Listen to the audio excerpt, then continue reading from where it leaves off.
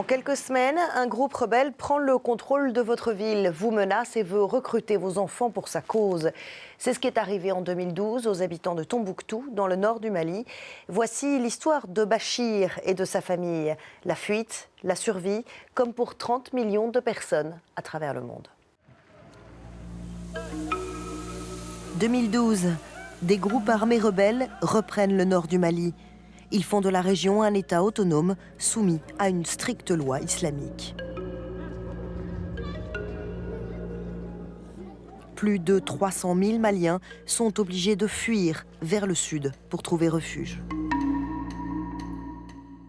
Depuis, des dizaines de milliers de personnes déplacées vivent à Bamako, la capitale du Mali. Parmi eux, Bachir et sa famille.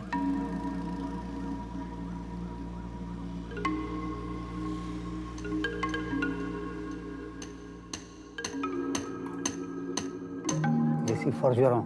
Je suis l'air forgeron Touareg. Et grand-père et grand-père. Je suis forgeron. Forgeron pour les Touaregs. Comme mon père et mon grand-père avant moi. Ma famille s'est installée à Tombouctou en 1973. Et depuis, nous y avons toujours vécu.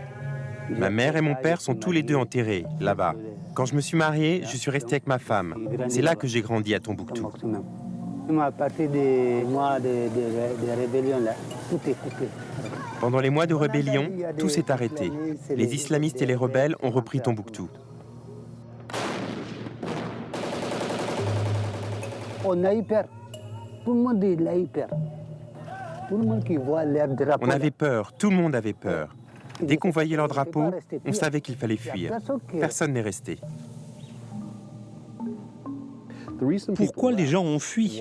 Un, c'était un conflit et il y avait des combats. Et deux, ils ont imposé une interprétation fondamentaliste de l'islam dont beaucoup ne voulaient pas. Mais la principale raison pour laquelle les gens ont fui, c'est qu'ils avaient peur. Ils voulaient être hors de danger aussi vite que possible et trouver refuge chez des amis ou des proches dans le sud. Je m'appelle David Gressly.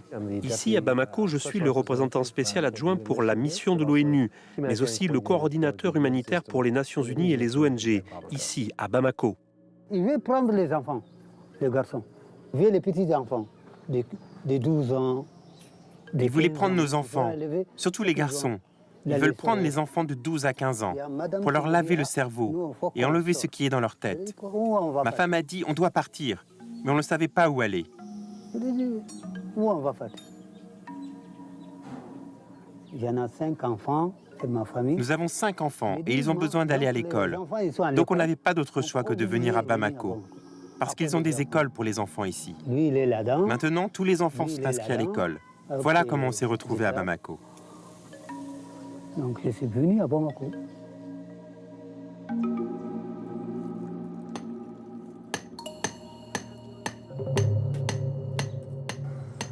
Je ne connais pas personne.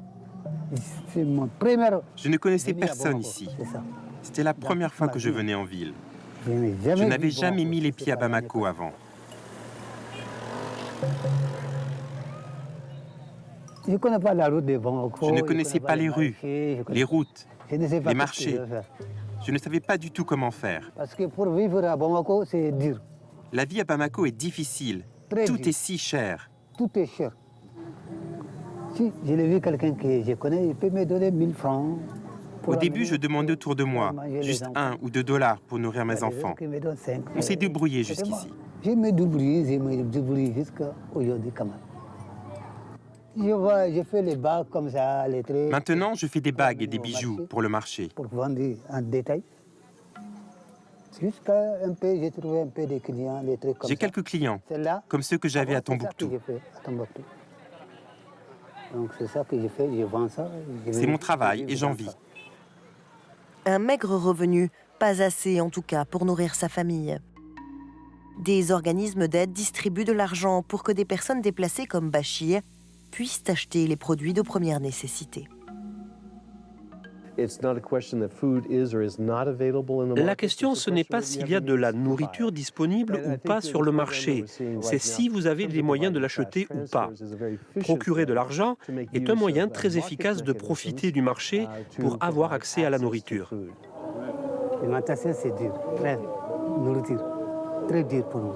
Si tu es resté une journée sans travail, Nous nourrir est un véritable défi.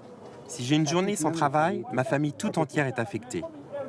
avec l'aide, je paye la maison. Avec l'aide que l'on reçoit, je peux payer le loyer chaque mois. Il reste assez d'argent pour nourrir la famille. C'est bon. Je l'achète des riz, je l'achète des mille, je l'achète un peu de lait. J'utilise l'argent pour acheter du riz, du millet, du lait pour la famille. Ça nous permet de tenir plusieurs semaines. On veut rentrer, ouais. Parce que chez nous, c'est pas la même chose qu'ici. On aimerait rentrer chez nous à la fin. Notre vie est différente là-bas. Mon principal souci, c'est de retrouver notre maison et de tous rentrer en bonne santé. C'est tout. En santé, c'est tout.